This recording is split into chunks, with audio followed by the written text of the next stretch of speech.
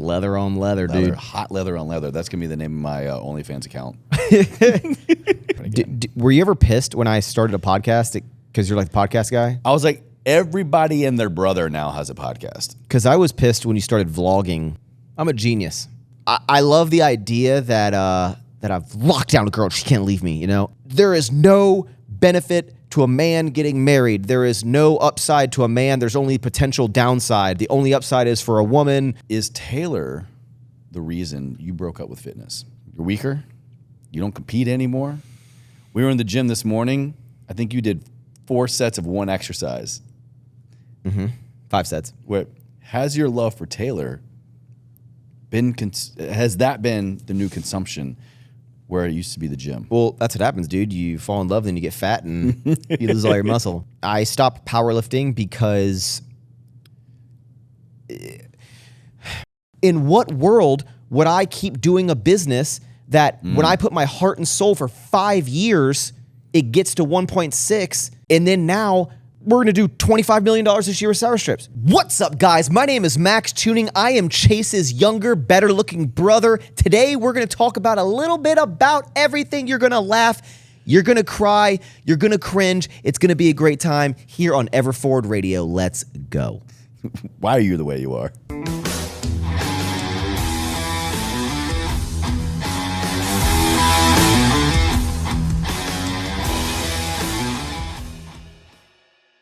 Man, just when I thought I was the only one wearing camouflage, you literally wore the couch camouflage. It's leather on leather, dude. Hot leather on leather. That's going to be the name of my OnlyFans account.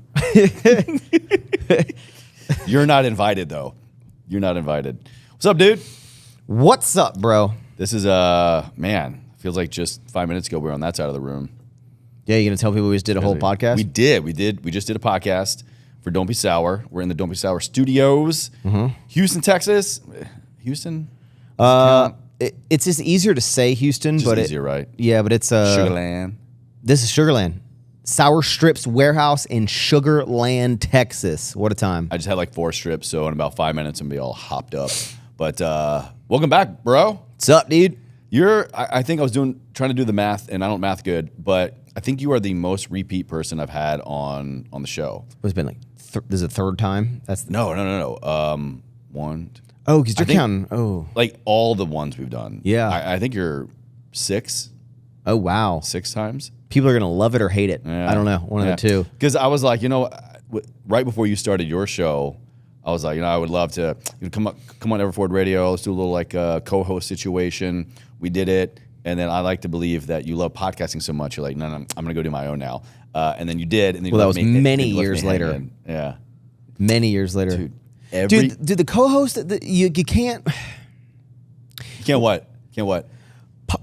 Partnerships in anything, bro. It's more of like I'd rather just not potentially have a downward spiral if this goes awry and mess up a relationship. So like I try to stay away from partnerships, things of like people that I care about a lot because I don't want to screw up that. I care more about the relationship I have with a person than like the thing we're trying to do. I totally see your point, but I'm like, man, I don't know if it was just like kind of hitting a wall with topics or guests, but there's a really unique component to it's really easy with you because we're brothers. Yeah. Like we know each other really well, but there's just such a unique, easier component to doing a podcast when you know that you don't have to do all the legwork. You don't have to carry it all. Yeah. And, especially someone like yourself and me, we got a lot in common. We talk about a lot of the same things. I was just like, yeah, it would just be a relief. A relief. And it was fun. And then you left me for Don't Be Sour. Bro, you had the idea to do like co-host on stuff like 5 years before I started Don't Be Sour. And then it didn't happen. And then it did. And then it didn't happen again. Were you ever pissed when I started a podcast because you're like the podcast guy? I was like, everybody and their brher now has a podcast. Because I was pissed when you started vlogging at one point. It really... Oh, yeah, I could tell. I know. Yeah. Because it's like, no, I'm the vlog guy. Yeah, it's something I'm not proud of the way that I felt back then, honestly. I think about it now, but we're already in our feelings. Yeah, but no, I don't like the way that I felt about back then when you like tried vlogging, and I was more like mad that you were like in my mind. What didn't you like about it? Because in my mind, I was like, Chase is trying to do what I'm doing. Like, and I'm like, this is my, because YouTube was like such a more of a unique thing. Now it's like, oh, social media, yeah, start podcast, whatever. Yeah. But like then it was so unique that I'm like, I've worked so hard and I've like tried to build this audience and I put in all this work and it's like a unique thing and I had to go through all the people talking shit about me, whatever. And then now my brother's gonna try to do it. And what if he's cooler than I am at it? And it's a dumb way to think. Turns out he's not. I loved YouTube, man. Honestly, YouTube has been pulling on my heartstrings. Yeah. This last maybe year.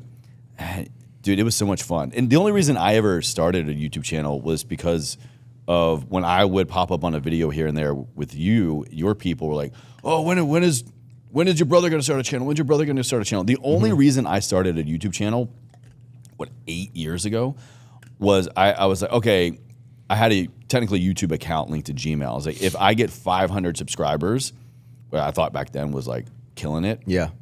I'll start one. And then I put that out, I think, on an Instagram story or something, or maybe I said it in one of your videos. Like 3 days later, I had like 700 subscribers. What? I was like, shit, the people really want me. Like everyone can do it. Yeah, I loved it. I loved YouTube. I still would love to come back to it in some capacity. I don't know what that's going to look like, if it's even realistic. But, I mean, it's just, there's some unique, creative, fun outlet part of that is just, you have to think about your whole day, or you think about a vision for a video, and then you translate that, you execute it, you translate it, you edit it. Dude, I loved it. I had so much fun. I think what I like about YouTube the most is that I feel like a lot of people have these, whether it be like ideas or creative outlets or something that goes on your brain. And when you're doing YouTube, like you can almost do that in the comfort of your own brain and your own time. And then you get to like put that out in the world, but it's exactly like it lets people into your brain and you don't have to maybe feel uncomfortable about talking about these things in like front of other people. You can be like, I can just talk to the camera. Yeah. And technically they don't exist. I've never gotten nervous in front of the camera because I've always just been like, oh, it's just a camera. Yeah. And then I put it out, but then I'm excited for the world to see like the ideas I had in my brain. And sometimes it goes well, sometimes it doesn't, but. Dude, I think we could have had something special, man, if we did like a Tuning Bros channel. Yeah, but I never want animosity of like, someone can't do this, or like someone gets more into it, gets upset if like you can't. Yeah, you're inviting that potential into that. It could be really great or it could be really not great. People yell at me all the time to get Joe as like a permanent co-host. Yeah.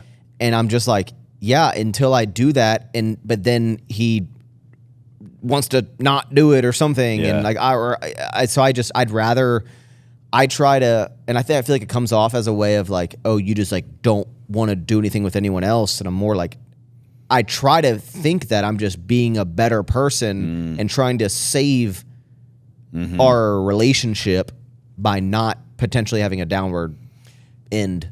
That's one thing I've come to realize. I think I realized it a long time ago, but actually really like trust it and embody it, is that you have a plan in your mind for like damn near everything.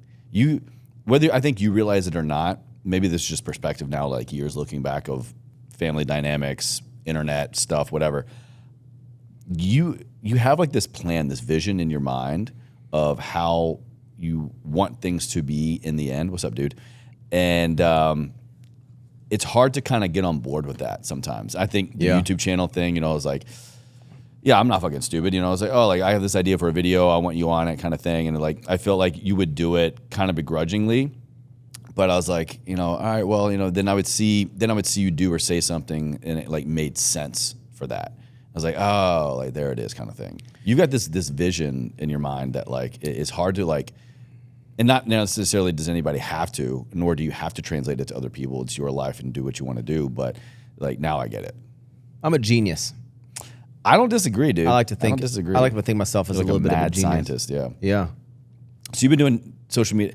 I'm going to jump around a couple of my questions here. We're kicking off in a great way. We literally just got off of a 2 hour. Like a 2 hour podcast, and we took a 3 minute break, and then here we are.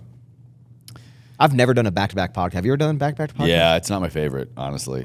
It's been like swapping shows. I've had like an hour in between a completely different guest, but I've never been like, one for mine, one for yours, same people. It's honestly not my favorite because what if we talk about something over there that you thought we were going to talk about over here? I know. Then it's like, that's why I made sure to do mine first. He did. He was like, no, because I have a couple jokes in mind. I want to make sure that I get them out on my show before you do. Well, actually, I'll tell you the biggest reason why I wanted to do my show first was because I knew I was going to ask you to be my best man, and I didn't want the conversation to come up in here. So I was like, I'm going to ask him on my show. I just smacked you. Sorry, dude. So now I'm your best man. You are. You're engaged. You're my bestest minch. What is that? You don't watch. I don't speak your freaky deaky. You don't watch The Office? Oh, of course I watch The Office. Yeah, when Dwight gets married, instead of best man, it's his bestest minch. That's the Jim is the bestest minch. But what is that? He's not He's a beet farmer. Beet farmer. What is that? Quaker? Quaker? What? It's some shirt farm. Yeah, his like origins. Anyways, you get me all distracted. What was I saying? Oh, best man. Mm-hmm. Which means you're getting married. Which means you're engaged now. What's that like?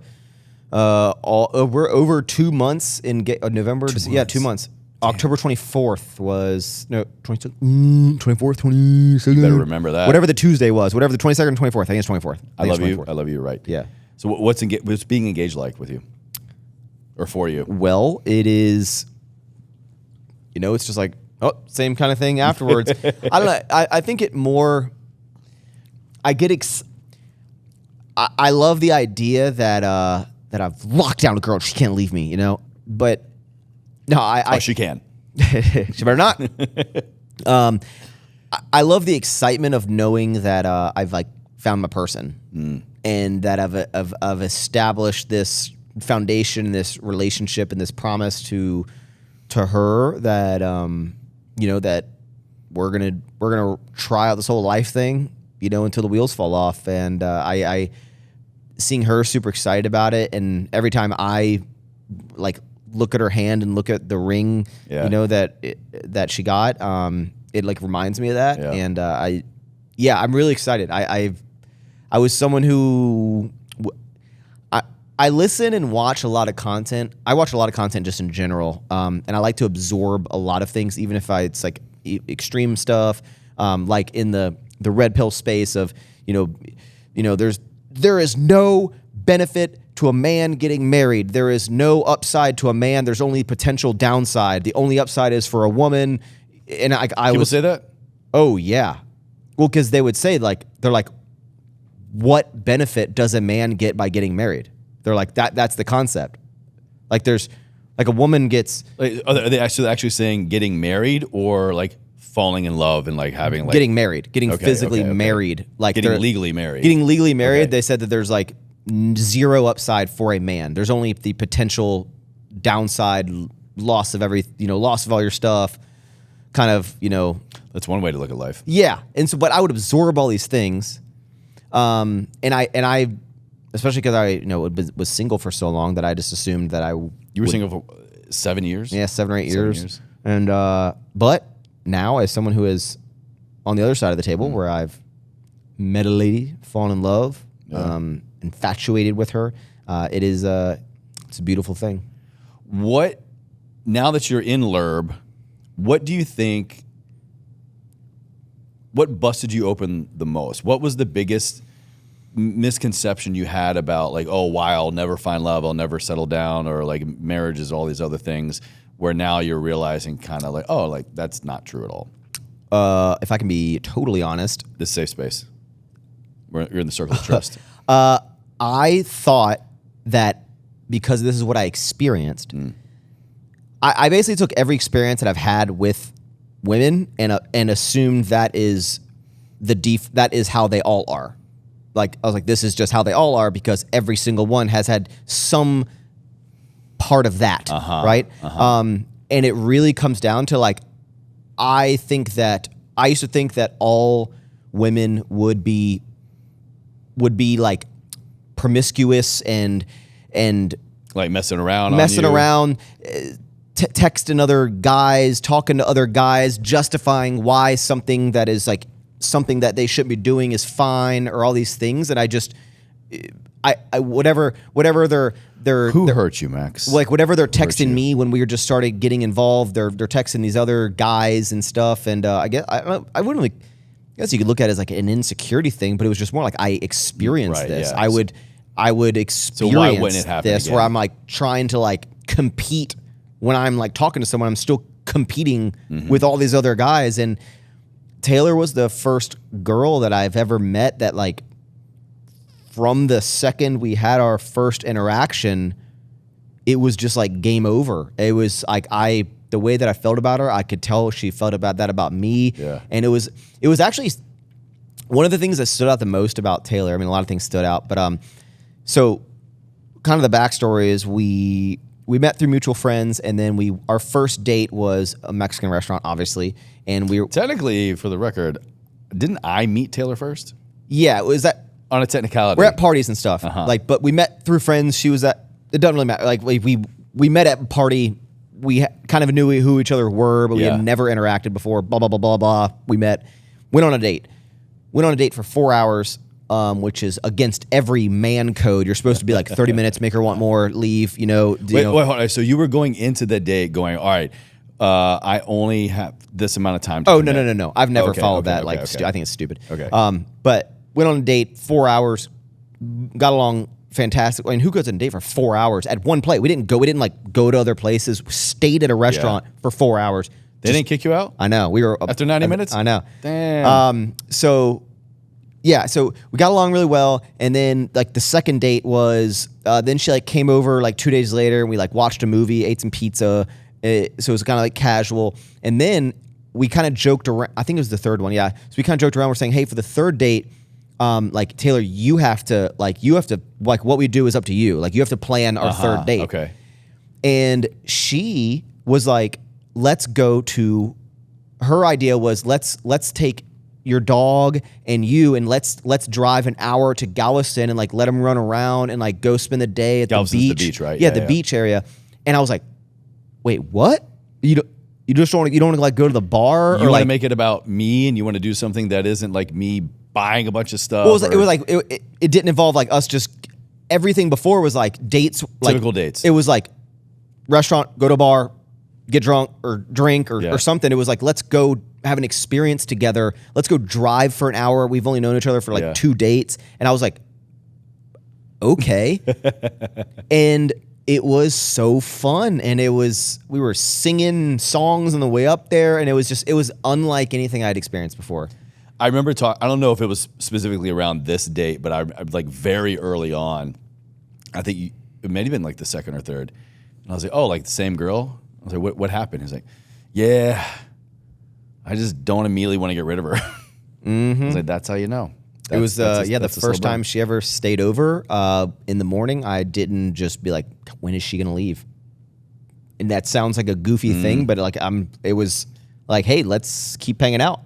What is that? What is that like? Go back to that moment. Go back to that memory. That because it's more than just like, oh, I want to keep hanging out with you. You probably were like wrapping your head around like, why is this different? Why do I feel different? Why don't I want her to go? Were you aware of that kind of stuff when it was happening, or just reflecting back? I think I wasn't like what is it, like Along Came Polly, where he's like, putting in like a formulation of like, is she like an optimal girl or whatever, like my risk. algorithm of risk calculation. Yeah, it wasn't like I was processing all these things, but I think what was happening is that everything we were talking about, the way she would answer questions, the way she would talk to me, the words she would use, I was just like, this girl is different. Infatuated. I was like, she's smart, she's articulate, she has conversation. She's not just like an attractive girl that I want to hook up with. She had like a lot of depth to her, and I think I just, in my brain, I'm like, it wasn't like I was thinking about this in the moment, but I think just something stood out about her, about the way she was like talking with me, that I could tell that I'm going to use these words, which is a weird thing, but like, I felt like she was a pure soul. Like, oh wow, I felt like pure. I felt like she was just like I'd always, for the longest time, I'd always said like I've always been attracted to like the Southern girl. Yeah. Even in Virginia, you had a type forever. was just like The Southern Belle. Yeah, just like wants to look cute and go out like on a Sunday, like whatever for the whatever reason. Just that's how I was in Virginia. And then with Taylor, I was like, she was like checking all these boxes. I wasn't like doing it mentally, but she was just the one. After the first date, I deleted all of my dating apps. Wow. Yeah, because I was just like, I want to keep hanging out with this girl, and like I don't need to. Even after you and I did that great Bumble campaign? I know. Well, normally, bro, I would like, if I went on a date with a girl, immediately I'd be like, whether she's attractive or whatever, it's just like the next day I'd be, even if I was still texting her, I'd be like swiping, like, what is the next candidate? Like, wow. What else is out there? So like no real commitment on your it was just like, what else is out there? Like, okay, I'll go on dates, but like, I don't need to commit to one girl. But like when I interacted with Taylor, I was like, I want, like, at least for the time being, I don't want to even look at another girl. And from that moment, I never, from the moment that Taylor and I went on that first date, which is when I consider us like of starting that, like my mindset on her was having that interaction with her. From that moment on, there was never a promiscuous, flirty text I sent to any other girl. There was never just a flirt. Yeah. There's no flirting. It was like I was laser focused on Taylor, and I didn't care about. I was like, I want to keep working with. I want to keep talking to this girl. Man, I simp hard for Taylor, and I think you should. Absolutely, man. I was telling you the same thing on your show. It was like when I met May, it was just game over. Yeah, and the craziest thing is, I was like, I think that she feels the exact same way. You can totally feel that. I've never gotten an inkling that Taylor does not feel the same way that I feel about her. Everything she says to me, the way she like interacts with me, I've never had to worry about like anything with her. I've never. Here's the perfect scenario. I don't know. We're going on this rant about how awesome Taylor is. Ship it. But one time, this is like maybe like well over a year of dating. I had to go travel for something, and usually she goes everywhere with me, but like for this reason, I was by myself. And I like to watch like movies on planes. I don't do work or anything. I watch like Netflix or something. So I downloaded shows. But she had an iPad, so I'd take it to watch stuff. And I wanted to do like this transition, this scene for like my YouTube video where I put like a green screen on the iPad so that I can like go into another scene in post editing, right? And when I did it, I was like, oh, like all of her photos are like synced to her phone on her iPad. Yeah. So when I opened it, I was like, oh, these are all her photos, and not one part of me was like, I'm gonna go through. Didn't I immediately was like, I don't need to look. I don't need to. It's not an ounce of me is like, I wonder if she has any screenshots, anything, any whatever. I was like, I don't care. Like I trust her 100%. Because if you go looking for something, you can find it. Yeah, and I've never like been like, who is she DMing? What? Because I've never felt like I trust her 100%. And some people would be like, that's dangerous, bro. But I'm like, I don't think you understand how infatuated she is with me, and I'm that way with her. And I don't like, with every other girl, it'd be like, who are you texting? Why are you on your phone? Like, who's in your DM? I've never needed to look at her DMs. I've never looked at Taylor's phone. I've never looked at any text messages on her phone. I've never looked. I just learned her like passcode like a month ago. Because I was and the same with me. At any point, I'm like, Taylor. At any point, Taylor can take my phone and spend hours looking for something, and she won't find anything because there's nothing that exists. There's nothing that could be perceived to be taken the wrong way. Yeah, I think this whole podcast is. All right, well, I'm going to ask a question that I think a lot of people. I love that girl. It's on their minds, Max. Is Taylor the reason you broke up with fitness? Broke up with fitness. Let's paint by numbers here, okay? So 2 years you've been dating Taylor, right? Now you're engaged. I'm weaker. You're weaker. You don't compete anymore. We were in the gym this morning. I think you did 4 sets of one exercise. 5 sets. Wait. Has your love for Taylor has that been the new consumption where it used to be the gym? Well, that's what happens, dude. You fall in love, then you get fat, and you lose all your muscle. So you call me fat? No, I would not correlate my changing of mindset of fitness to anything to do with Taylor. Honestly, I think that's all personal decisions. Like what? Well, I stopped powerlifting because powerlifting is something that like I was just strong. I never cared about being a competitive powerlifter. I always said I'm not a competitive powerlifter. I'm someone who trains in powerlifting fashion and I competes. And I compete sometimes. Yeah. When it's convenient for me, when it's down the street, when I'm feeling strong, I'm not going to travel. I'm not going to get on a plane to go lift somewhere or to compete somewhere. I don't care about that. So I've always been like strong, I guess. And I liked competing. I've competed like not 8 or 9 or 10 times. I've placed first in probably 7 or 8 of those. I never did any like national level competitions where I'd get smoked on it, but every competition I would just pick random ones and I'd just win, right? You think you would get smoked at because you would compete, always go to your like 165? That's your, yeah. Chase, there's some freaks of nature out there. 165 pulling more than you? Yeah. Oh Really? yeah. There's people that are like, there's a guy that lifts at District Barbell, my old gym, that is 145 pounds and is deadlifting 700 pounds at District. I think it's disrespectful, honestly. Yeah, they should kick that guy out. But no, shit. bro, like I'm How old is he? Young? 22, 23. Shut up. Yeah, something like that. I think his name's Nabil or something. I don't know. Holy But shit. anyway, I train strength, whatever. And basically I got to a point of like, I would say for me, elite strength. Yeah, like I got to commit and make this like a thing. Yeah, or I what am doing? hit a 501 pound squat. This is all at like right around or under 170. Yeah. 170 pounds. So 501 pound squat is in competition. I've hit a 650 pound deadlift, sumo with a deadlift bar, but I've lifted conventional like 623 or 630, and then a 335 bench with no lift off, by the way, no spot. And so I got to this point, and then when I associate all of my changing of my love for powerlifting to business taking over, because the amount of dedication and effort that I know that I'd have to put in to go above those numbers is a level of commitment that I don't have right now. Like, you can't deviate from your training. You can't, when you travel, you need to go to specific gyms, use specific barbells. You need to take your equipment, take your food. Yeah. Powerlifting is less stressful about that. You can just eat whatever, but like you got to take all your equipment. Does this gym have a deadlift bar? Does it have, the right equipment? It was just like, you had to plan and strategize. And I'm like, I ain't making money from this. And I've already hit these monumental numbers that not only am I super proud of, are huge benchmarks, objectively. Yeah, objectively very strong. Yeah. Very, very, very strong.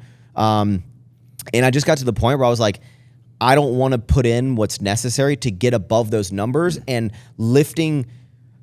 Not only do I think also with my small frame, like, and I've had some minor injuries here, but I was like, the risk to reward wasn't there. And would deadlifting 7 plates, 675, or hitting 700 pounds, would that be cool? Yes. Will it make me any happier? No.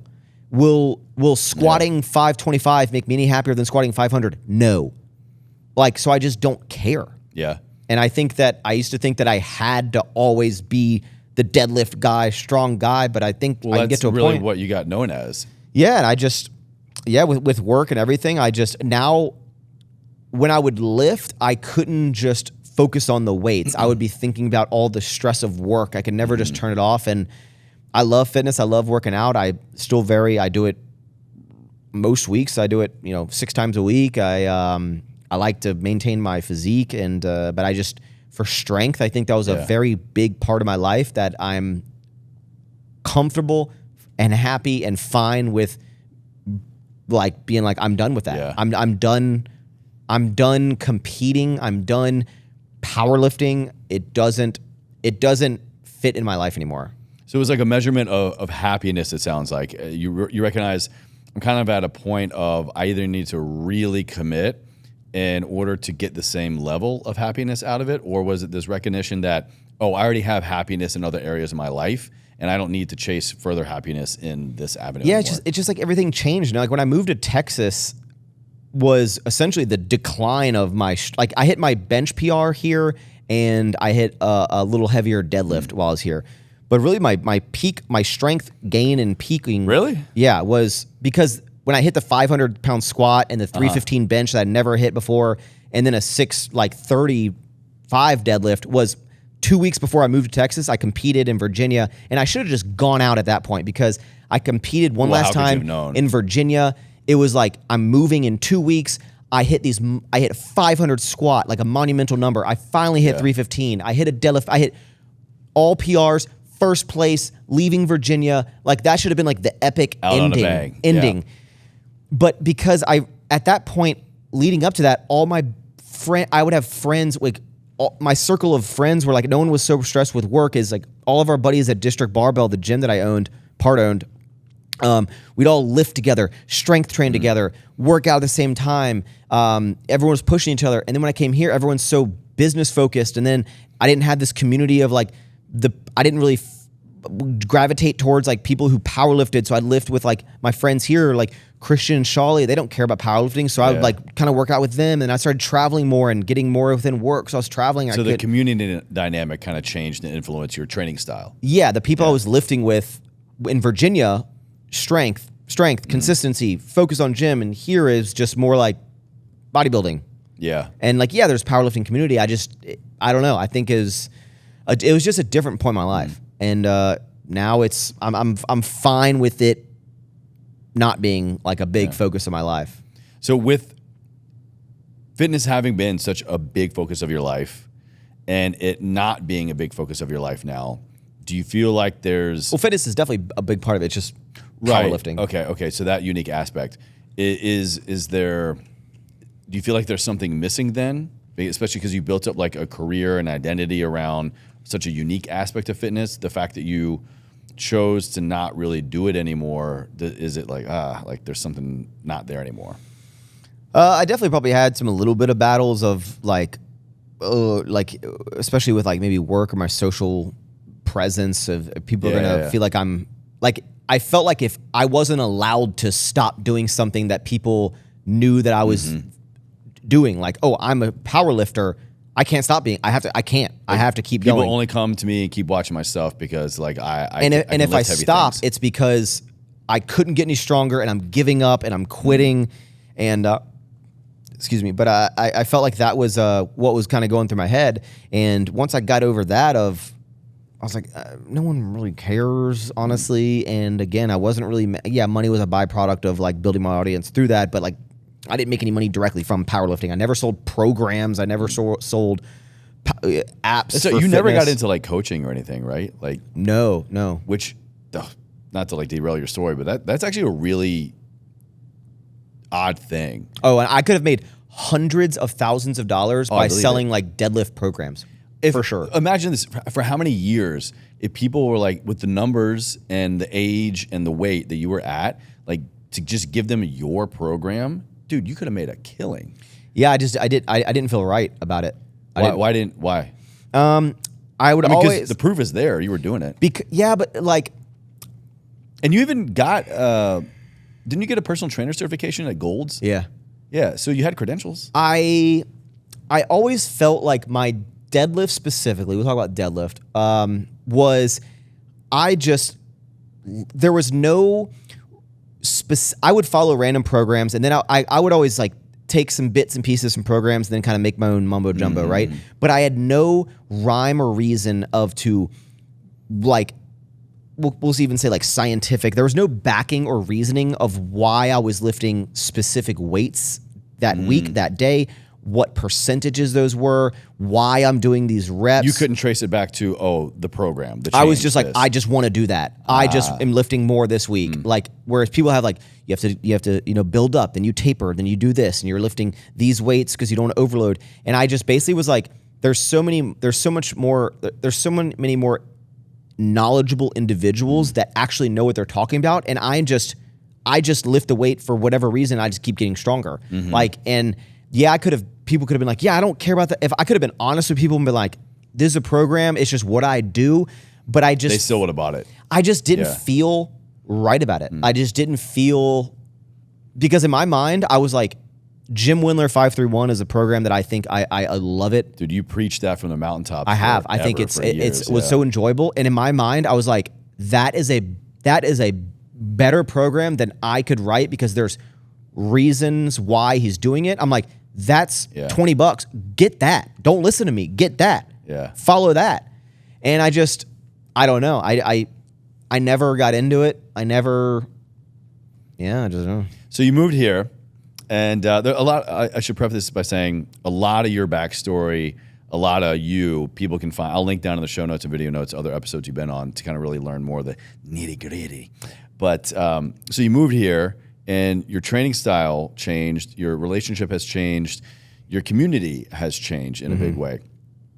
And my words, not yours, I'll say, moving here, you plugged into a different community to get things going for yourself and for business.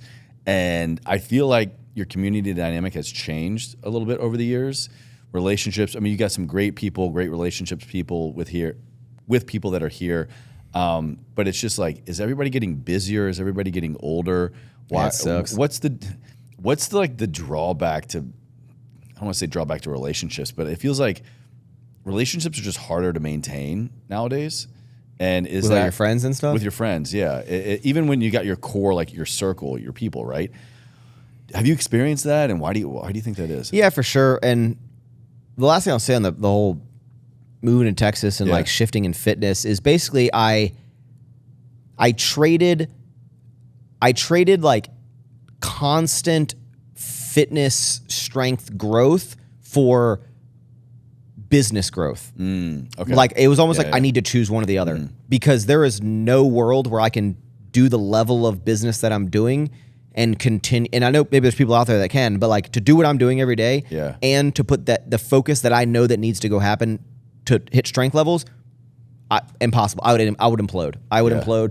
So if you can do it, I'm going to get to a lot more of the business stuff here in a minute because that's definitely been a clear trajectory shift in you. I think well, I moved to Texas because it was kind of like everyone's an influencer. We hang out a lot. We film videos throughout the day, and then it's like when I moved here, the longer I've lived here, the less that all of that happens. Really? Before it'd be like we'd go work out at like 11 on a Wednesday, and then after that go get some lunch, and then just head back to the Christian's house or something. Maybe like throw on a show, watch something, maybe edit. Christian Guzman. Let's go to the bar. Let's go do something fun. And now it's just like everyone's gotten so busy. The businesses are, not that they weren't big back then, but when you're doing down here on revenue and then you're doing here, like your output is going to be way higher when you're up here.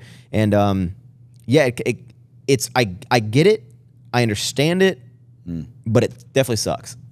So in an ideal world, what would you do to change it? Not to say go back to the good old days, but because look, you're different, they're different, things are different now. But if that's what you want, and we'll make the assumption that's what they want, not anybody in particular, but like what would you do?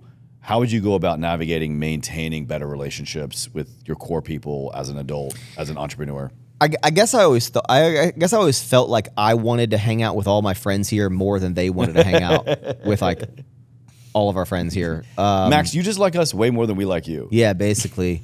I don't really know what I think should change or whatever. I think everyone just needs to understand that like not everyone needs to like do it all on their own and be in this entrepreneurial journey by themselves. Like it's okay to like just I guess I tried to be the example that you can build a business and still go to dinner a couple times a week with your friends. You can build a business and still watch Go to bed before 2 a.m. Yeah, TV shows at nighttime. Because I would look at the other people if they weren't doing these things, I was like, wow, it's because they're working harder than me. It's because they like care more about business than I do. And I'm like, no, I just like, it's not everything to me. Like I want it to grow. So yeah, I don't even know. It's hard to, hindsight's 2020 and I don't know what I would possibly change, but I appreciate every stage of my life and I'm the happiest that I've ever been now. I associate a lot of that with Taylor, but I mean, I'm the most stressed I've ever been. Everything is at an all-time high except my strength. Everything's the highest. my love, my happiness, my stress, my cortisol. Yeah. Would you say that you have meaning in your life right now? Yes. And what does that feel like to you? Meaning in my life at this moment is, I was just talking to my fiance Taylor about this. Who's your fiance? I'm talking as if the people, dude. I haven't heard of her before. Taylor Kessler, Miss Texas 2020 and 2021 technically. Yeah. Loophole. I told Taylor that I not only do I live my life a quarter mile at a time, I look at where I want our life to be in 5 years, and I work backwards from that. I was talking to her the other day about this. I was saying, in 5 years, I want us to, like, this new house we want to build, I want it to be built. I want to have another dog. I want us to have 1 or 2 children. I want us to be married. I want to make sure when we have kids that I'm at a point that I can be at every single event of Step away a little bit more of those kids' lives. And now it's like, how do I get there? So that's why I picture what I want my life to be in like 5 years, and I go, how do I get there? And that's how I live my life. And that's like the purpose now, is to build this this home and this family with her, and to build a future where, my kids don't have to worry about bills. Taylor doesn't need to worry about bills. We'll have this house that's going to be paid for, and it's going to be like, no matter what happens, we have this home. We have, and like, I want to work towards these things, and I have these big goals, and I just kind of work backwards at this point. I feel like you and I, in some ways, what's the best way to say this? I'm realizing our differences more and more. And I said something out loud recently. Like, I'm good looking, you're not. That's the biggest lie I've ever Big been wiener, told. small wiener. Only in the cold plunge. We already went over that. I'm trying to find it still. I said this thing out loud to a friend of mine recently. We're talking about business and life, and he's a couple of years older. He's married, he has kids, and kind of just like, shooting the shit, but also getting real. And I said this thing out loud. It really has been like sticking with me for a couple of months now. I have so much meaning in my life. Like, I have meaning, fulfillment. I am content. I feel like I have purpose. I feel like I have such high levels of these things. Dude's finally waking up. I have such high level of these things that I feel like people go years and years and decades, if not ever, like, and they don't have it. And I said it out loud, and it kind of made me realize how much in my professional life, in my business, that was kind of, I don't want to say limiting my potential. I was being naive, maybe, because what I've been doing, especially being self-employed, doing my own thing for like 6 years now, was always more in the pursuit of, all right, I'm chasing this, and if it makes me feel better, and if I'm getting healthier, and if I'm working through, traumatic events, and if my physical, mental, emotional, and spiritual well-being are progressing, then it has to be great.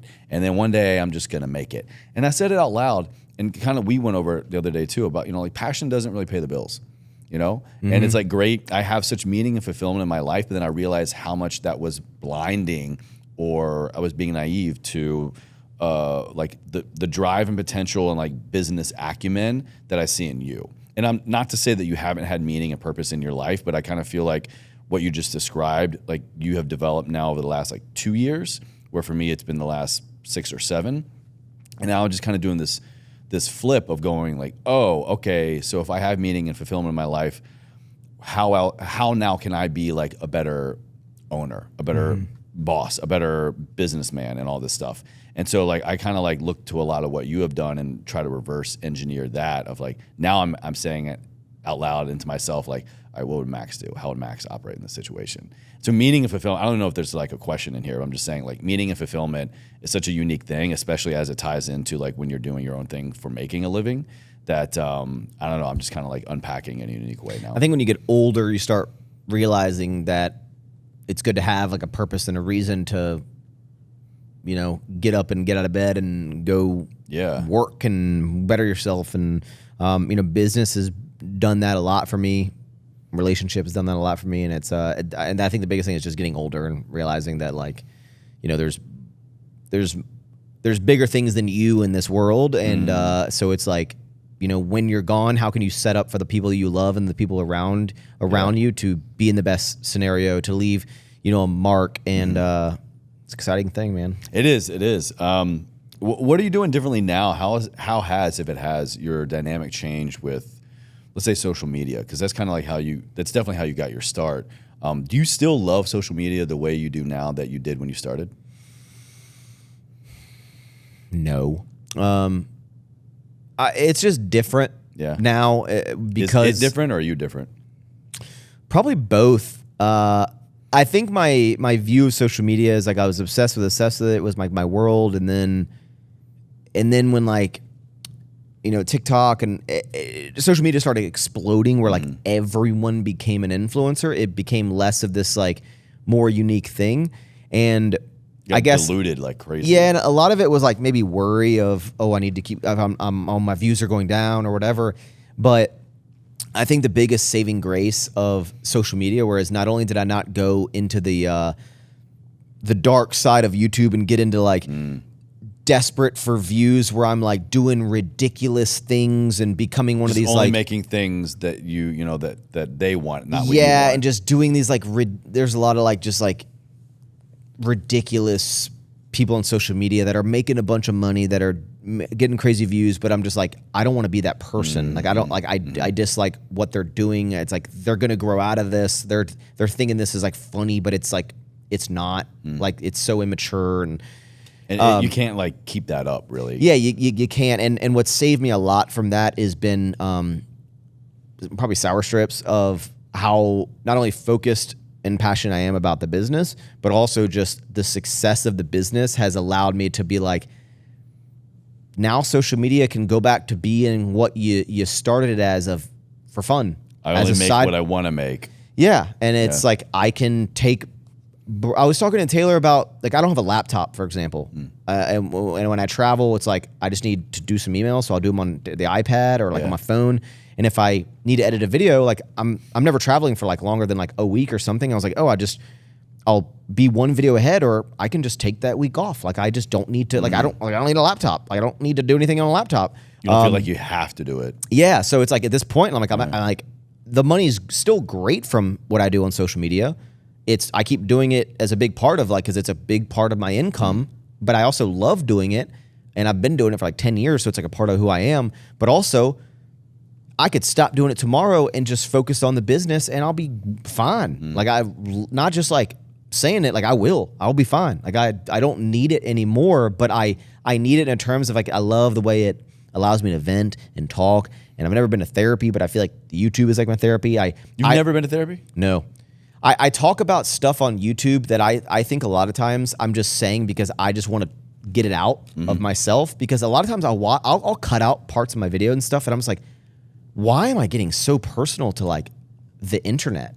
Why am I literal strangers? Why am I like saying like such deep things and like how I just like everything I'm thinking I say it and put it out on the camera. And sometimes I'm like I'm putting too much out there. Well, clearly it needs to come out or else it wouldn't. Yeah. But I don't know. Life's different. I still love social media, but you know I go like a month without posting an Instagram photo. But I still love YouTube. Like I really do. And I like I'll probably keep making videos for a long time. I haven't made videos in the past like week and a half while during the break and the family's been in town, and it's been like kind of weird because I'm like, oh, this is like the 8th day in a row I haven't filmed. Like you kind of like alluded to it. Was it this year or last year? You were like, oh, my 10-year anniversary is coming up, and like the end of YouTube, the end of my channel. Kind of thing. I'll probably never stop. You never stop? Well, I mean, no, because like something's always happening. Like I'm at this point now where I think my content's like super boring and repetitive because I'm just every video. We're not going anywhere. Yeah, we're not going anywhere. Every video right now is just like, here's a warehouse update, here's a business update, business update. But I'm like, I got the wedding coming up. Then I'm gonna start building this house. So I'm like, that's gonna be cool content. Yeah. And I think it'll be cool that down the road, like my kid can be like, hey dad, like what were you like when you were 25? Like I'll show you. I got 10 years of videos. I'll show you. Yeah. You know, and I really like it. Yeah. So sour strips, that's the big baby right now that you got going on. It's this huge candy company that's taken over the world. What is your biggest pain point right now running sour strips? Cash flow. Besides that, which is always the problem. I mean, my default answer is always just like being a boss, being a leader, because it's like I didn't. Well, being a boss or being a leader, do you view them as the same thing? Kinda. Okay. Kinda. There's no right or wrong answer. I'm just curious. Yeah, you know, it was like for the longest time I would, when I had like, you know, just like doing the clothing or whatever, I would always just be like, I need just someone to help me pack orders, right? Or like I was just like, I just need like one person to kind of help me do like one thing. But there's a big difference to now of having like 15 people that are like relying on me for their livelihood. Like all of their money comes from, or, you know, all of their work income. Full-time employment. Yeah, comes from me. And like, I can't, like, I need to keep this train going so they can keep making money. And so that's like a big stressful thing. And just, the biggest struggle is like, you know, comparing yourself to other like businesses and what people are doing. And you know, everyone will try to make it seem like they're doing like, you know, way better than they maybe are or something. And you're like, compare yourself. And, you know, that kind of sucks. Comparison's a thief of joy. But I'm really enjoying it. I'm very hands-on in the business, and I do it on purpose. A lot of people are like, delegate. I was like, yeah, I would delegate, and then what I would do? What would I do? Like something else in the business, I was like, no, I do everything already. Yeah. Like, there's not something that I'm like, man, I really wish I could do this, but I just have all this other stuff. I'm like, no. I do the things I want to do, and I do delegate the out. So when I talk about I'm so stressed, I was like, that wouldn't change. I was like, I don't want to just not do anything in the business. I'm doing the high level stuff. I love working on the business. Love it. If you could wave a magic wand over your business, over sour strips, to make it like the smoothest operation, the most successful, like, you know, solve any pain point, what would that look like? Like you walk in from start to finish, it's just like the perfect day. It would be a perfect flow of inventory and forecasting of inventory and all the. Meaning what? Like what you have, what's coming in, and how much we need, how many orders are coming in. How many orders are coming in, how is that going to affect all of our packaging, all these things. And we're doing a lot of things to implement to get better at that. And my plan is and I've actually interviewed a couple people to like have full-time people do that. Because that's the biggest stress in my day is like ordering enough, running out. But with our business, the way that we're growing, it is not just as easy as a lot of people think of, like a plug and play. Like when you have the growth that we're having, it is hard to forecast because you can't just extrapolate the data. It's not always if then. And it's not just like, oh, well, what'd you do last month? Add 20%. You could plan all these things, and then out of nowhere, it's like insane rocket ship growth of like another account or something. And like, so it's just like, it's very hard to do it. But can't you just plan for insane rocket ship growth? You would think. I just take whatever projection it would be. Like, you know what? Times 40%. Yeah. Like, I mean, no. I mean, the business it's really fun. But I think like I'm always like in my brain about a lot of things. You know, if there's many days where I'm just kind of waiting on some emails, and I'm like, what should I like? I'm always like, what should I be doing? Like, what should I be doing to push this brand further? If like I'm waiting on some emails, like what should I be doing? What should I be doing? What should I be doing? I'm always like in my head about it because I don't have like I always say it a lot, and I don't mean it in like a gloating way, but like I don't have any partners in this business that are. I mean, if you look at all the responsibility, all the answers, all the problems. You look at look at like companies like, and this is not to bash anything, but like look at companies like Logan Paul with Prime and stuff. Oh yeah, the energy. Logan Paul is not figuring out like optimizing warehouse. He's not in warehouse. He's not. Inventory, he couldn't like. No. He's not in the business like I am. For better or worse, he's doing a bajillion times better than me, and maybe that's a better strategy to get stronger implemented like, you know, business people to like, so you can just be the face of it. But like, if that's what you want, for what I'm doing with the business, it is unlike anything else of most of these influencers, where like my level of like work is insane compared to like I watch interviews of these people, and again, it's like not to knock them and not to just assume. I just know because I can know by the content they're putting out of like there's no way that they could be doing this and running the business like that. Yeah. Like there's someone else running the business. They are just yes or no. I want that color. Yeah, that's flavor. Okay, let's do another sample. I'm not saying they're not doing work, but like I am like in it. I'm in it. Do you ever not want to be in it? No, I love it. I love it. I get stressed out, but like ask Taylor. I'm here at the office at like 8:30 every day, unless I got to film or go to an appointment or something. But like I'm here at the office at 8:30. I love being at the office. I love being at work. I like optimizing the business. No, I mean, who knows if I ever sell the business? I don't know. I don't know what I'd do with my time. Well, let's talk about where it is right now and how it has kind of, I don't want to say forced, but you've reached another place to where you've had to decide where and how you're going to put your time and resources. And that's an ever forward apparel. The second thing that you got started with after YouTube that has kind of afforded you, that has gotten you to the point where you are now to have sour strips. And sour strips has superseded that business so much so that you're like putting a pause on it, right? Yes. Probably an indefinite pause. Okay. Walk us through that decision. What was it like going, the thing that I thought that I was going to be doing maybe forever, or just like, this is my thing, this is who I am. And then I made this offshoot thing. The offshoot thing is now taking over the main thing. Like that couldn't have been an easy decision. Sometimes the writing is on the wall. I'll put it this way because I take out the reasoning for starting the clothing, take out the reasoning of Everforward, take out all these things. Look at it as a business, okay? For 5 years, okay, our peak revenue with Everforward was $1.6 million in 2019, the same year I started Sour Strips. Like annual sales? Annual revenue? $1.6 million, okay?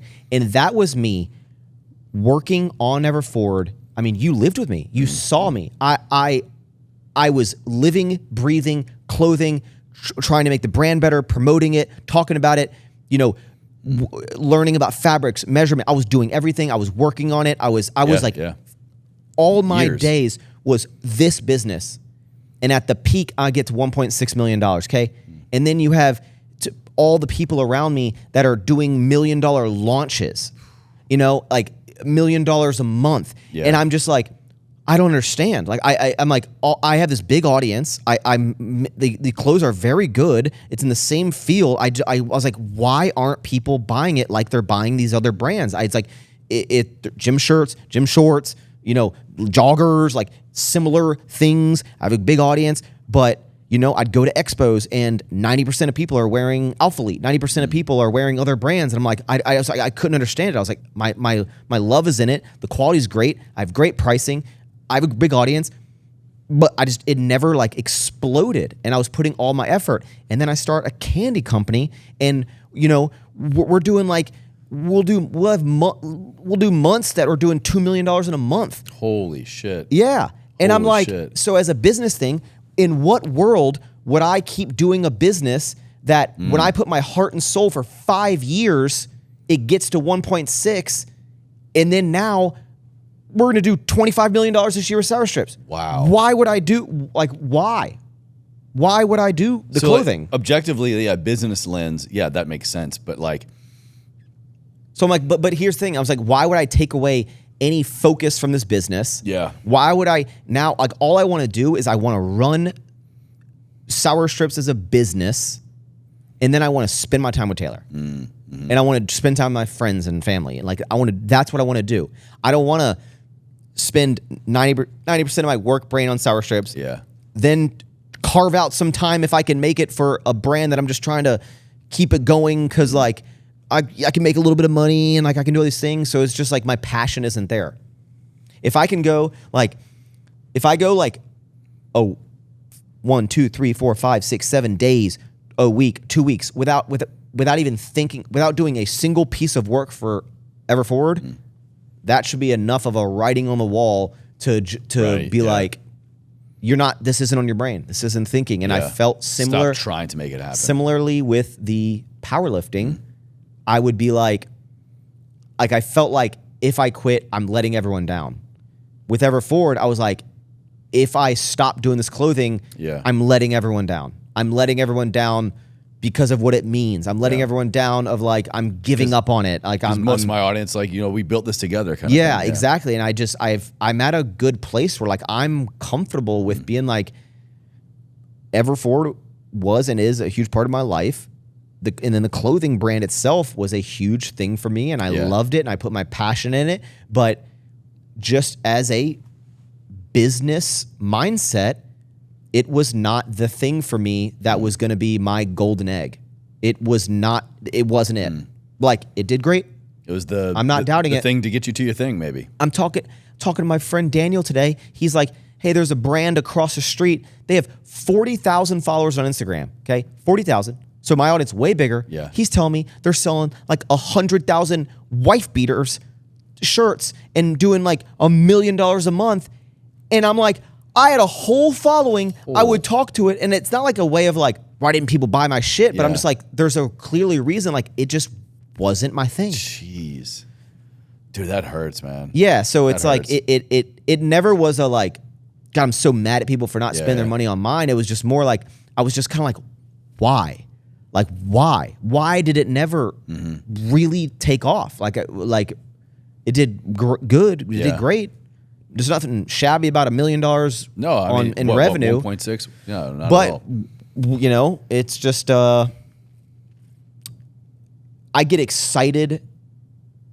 I get frustrated when I'm talking about clothing. I get excited when I'm talking about candy. And that's been your entire life. It's just why sour strips make so much sense for you. You've been obsessed with candy your entire life. Well, I've been trying to tell people, and I keep telling them, but like I almost need to go through each of my family members. Like I'm like, when I was a kid, I was eating candy. When I go to your stupid baseball games as a kid, I'm eating Fun Dip. Yeah. The coffee shop next door, 7-Eleven. I'm getting sour straws. I'm getting sweet tarts. Like I've been eating, obsessed with candy forever. It's been in front of you the whole time, man. In front of you the whole time. How do you know what to say yes to in your business? Things I want to. Things you want to. Yeah.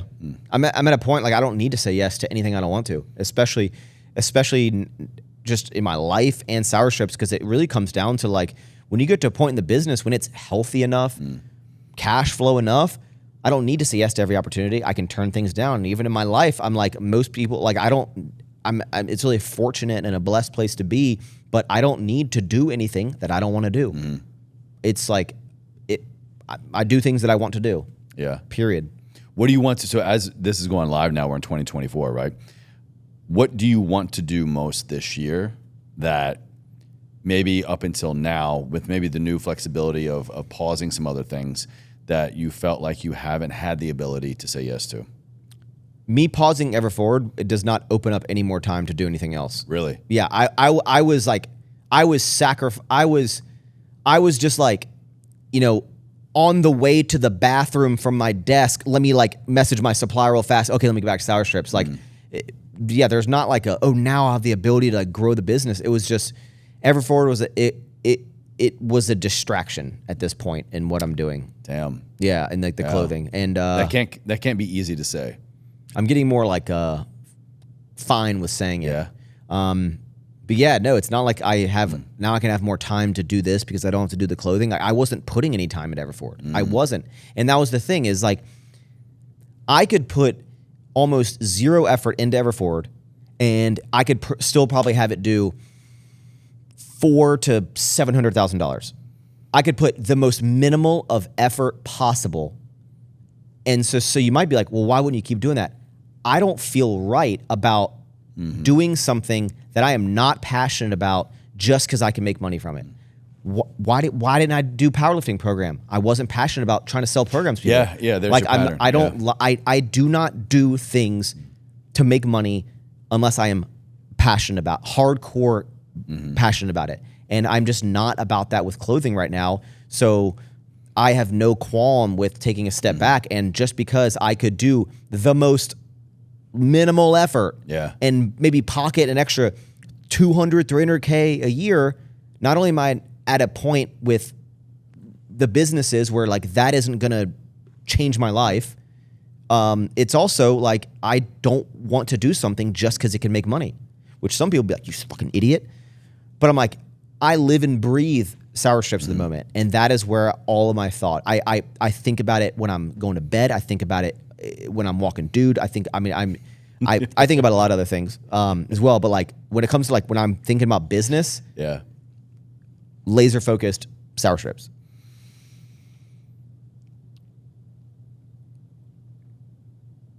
In what way do you think you might be a limiting factor for even more rocket ship growth with sour strips?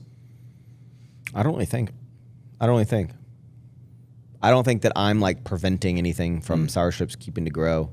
Or maybe at least not anymore because you have no more distractions in other businesses, right? Yeah, I mean, really, sour strips is it's a brand that I think time is the biggest thing that I just have to be patient with for continual growth. Also, meaning just got to keep it going. You can either with brands is you can either have this like you can have this unsustainable rocket growth where you need to be injecting cash all the time, getting investors, whatever, because you're just you're not chasing profit, you're chasing revenue so you can get bought out. Like that's what a lot of companies are doing. They're just like, make as much money as possible so I can get bought out and I'm dipping. Whereas me, I'm like, I'm trying to make a brand that is going to be around for a long time. I'm trying to have fun while I'm doing it, and I'm trying to be profitable and not. My goal is sour strips is to grow as fast as possible where I do not need to take any money from anyone else. So you don't want to take investors, you don't want to sell? Well, I've always, my thing with selling is I would always be open to a conversation. I'm not going to, someone's like, hey Max, here's $700 million. I'd be like, okay. Cool. Yeah, you can have it, or even, a good amount less than that. But like, at the moment, it's like, why would I sell it? Like I love doing it. We're profitable. We're growing. Why would I sell it? Right. The only thing I would do is if a large candy company wanted to bring it into their world to help take the brand even further, to be the next leg up, then I could. Then I'd be open to doing that. But I still want to be a part of it because I think my vision at the moment is only limited by time, money, and my resources. Right. So someone else can open that up where they're like, hey Max, we can get into every store that we can get our products into, which is every single one, which is like 300,000 locations. There's that. You don't need to worry about capital at all. Give us all your ideas. All your current pain points and limiting factors. Yeah, give us your ideas and we'll make everything happen. I'd be like, I got it. I'm good. Like, let's go then. So I'd be open to a conversation of getting assistance from another brand. But like if a private, at least I say this now, but like if a private equity company was just like, we want to buy it so we can have the cash flow of it. We'll give you this bunch of money. I'm like, no, because I want my kids' to be eating sour strips, and like that's what they grew up on. It hasn't reached its potential yet. Yeah, we're just scratching the surface. I mean, we're in by the end of this year, by the end of 2024, we'll probably be in like over 20,000 locations. Holy hell, dude! In 3 years? By then it'll be 5 years. 5 years. Okay, we've been in business 4 years, but there are like 350,000 possible locations that you could sell a product like ours in. So we haven't even scratched the surface, and the fact that we're starting with the big dogs, like the fact that you even know that, dude, like this is the shit I'm talking about. Your brain just works next level, man. Well, and a lot of people work so hard to get into like these mammoth retailers, these the Walmart, 7-Eleven, Target, things like that, and like we're in them already. So now we're almost going like top down, right? Like, like where else do you go? Yeah, so now it's like. And I never talk about sour strips and like we're so cool, everyone's gonna want us, we're gonna be everywhere because like we're the shit. Like it's a matter of time till all these other retailers like come begging at our feet. I'm like, no, I'm so thankful for every relationship that I have, and I've worked hard to get us there, and I just know how big this brand can get. And I just think if there was ever someone to bring a fresh light into the candy world, it is me. And I see a lot of other people. You are extremely pale, so. Right. Just shine a light on him, he'll glow. And I see there's been a lot of other people that they're trying to either mimic what I've done or try to start something like similar. Do you have the copycats? Oh yeah. Really? Yeah, and like, but I know that because I know my obsession with this product, I was like, a lot of other people are just trying to make money. I'm trying to build a candy brand. And I think there's a difference. And I'm doing it because I know what people like me who love stuff like this want.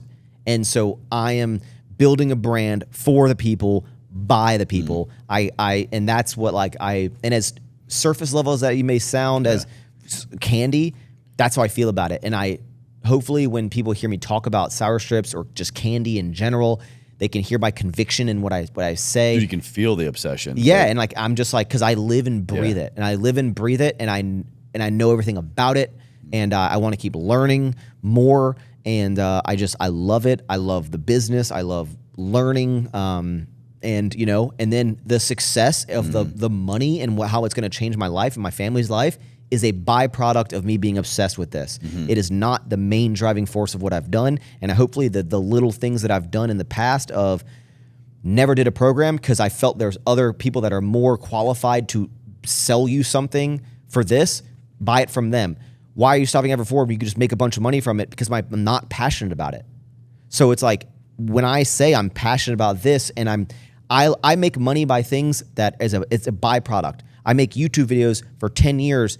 I didn't make money for a long time. I started doing well financially from YouTube because it's a byproduct of me liking to put out videos. It was never because I just wanted to make money. A byproduct of obsession. Yeah, and that is what I'm doing. I like to make money. If I can make I love making money. Love it. I love making a lot of money.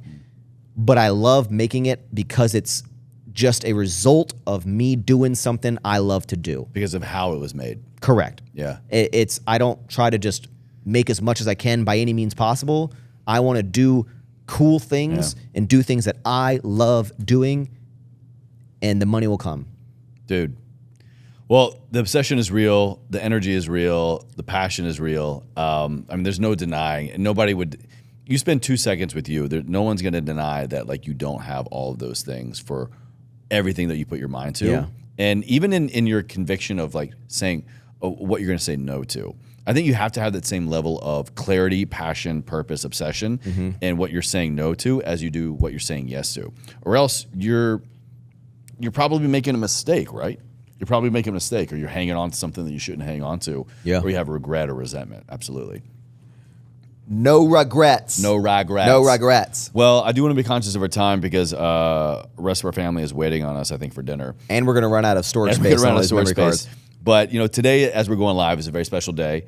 January 22nd, 2005 to now, 2024, 19 years. You and I would not be here, who knows, really, but in some capacity, we wouldn't be here having this conversation, doing a lot of things that we're doing, if it wasn't for the unfortunate passing of our dad. I personally am at a place where, my audience knows the story, and I don't need to kind of go down to that, my dad died story, but I'm so excited now when I talk about it because today it gives me so much new hope and purpose and meaning to kind of bring it full circle. And so I want to ask you one other question before my final question. You, me, and Dad, magic wand, tomorrow or today, it's we're back together. What are we doing?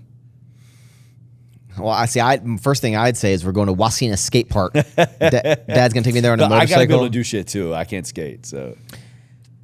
The three of us. I think I'd say go into the mountains. Absolutely, man. I'd say we'd go camping, we'd go hiking. Chop some wood. Yeah, that's what we did. We the woods. Yeah. Into the woods. Yeah, I would just, that's exactly what I would do. I have that, it's weird you say that, I have that so top of mind right now. We, 2 weekends ago, went with some friends to Mammoth in California ski trip.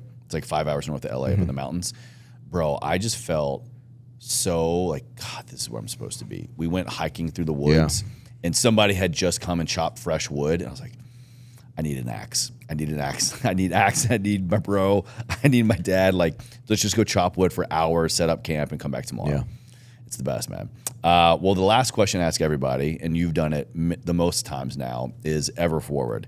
When you hear those two words, what does that mean to you? It's a clothing company that I shut down. It's a reminder of what I'm not doing anymore. How do you live a life ever forward now, today, 2024?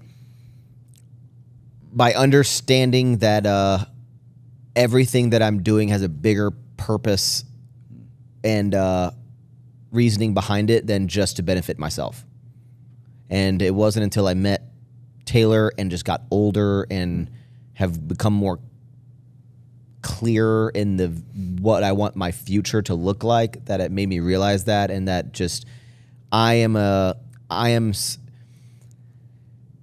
doing something in this life to help the future of the world that I can be a part of, if that makes sense. It's even just like the happiness of like the sour strips thing. I love that when I see like kids, eating it and being like, this is like this something that I was obsessed as a kid. It's I potentially could change like the future of like this kind of thing. And then on a personal level with like family is just like I don't want my family to ever. And I hate it's been like it looks at it as a bad thing, but I'm like it's not like I think of our family as splitting up as like so bad, but like I want my family to like I don't want our family to split up. I don't want our kids to go in different directions. I don't want finances to ever be a thought of stress for my wife, for my kids, for my family. If my family needs something, I got them, and not in a way of like, oh, that's so cool. But it's like that. What else is the point? Like, why? Who cares if I can? Like, I want to help everyone around me, and I want to like when I leave this earth to leave the people that are a part of my world and family in a better place because of like the efforts that I put in. Well, I don't think anybody would argue with you on that, man. But I tell everybody there's never a right or wrong answer. Yeah. You're truly a selfless dude. I've been loving just like growing with you. Our dynamic over the years and just like, dude, you're killing it, man. I'm just so happy to see you. I'm so happy to like for you to have unique happiness now in your life with Taylor. And thanks, dude. I feel like this more year's coming in 2025. Special, well, all right. Well, let everybody know where they can find you if they haven't heard of you before. What are you doing the most? Maxx Chewning on everything. And if you're listening to this episode, make sure you come out. Check out the other one we just did on my show. Don't Be Sour. We're doing a collab, bro. Yeah, you get two. If you thought this was good, there's another one that's 2 hours long. Link in the description. Don't Be Sour. Yeah. All right, cool. I'll kill it there.